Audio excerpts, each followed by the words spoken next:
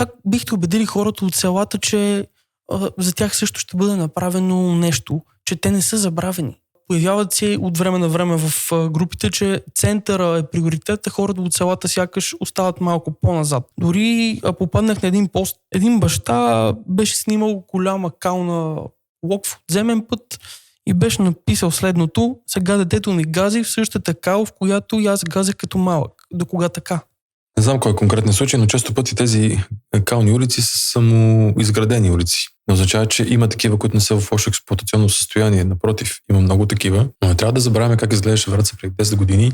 В Враца нямаше нито един асфалтиран здрав булевард. 10 години по-късно всички булеварди във Враца са асфалтирани. Да, понякога се появяват дупки, но те се запълват. Нормално е след толкова години да има ремонти. Знаете, експлоатационните дружества се грижат достатъчно добре да няма неразкопана ново асфалтирана улица в нашия град, защото не инвестират достатъчно в капиталните си програми, в инвестиционна програма, която да подменя цели трасета, карат само на аварии. Сега важната част са малките улици. Второстепенните улици, които съм абсолютно съгласен, че те също имат нужда от ремонт. Не случайно казах, че възнамеряваме да закупим техника, с която да се асфалтират целогодишно.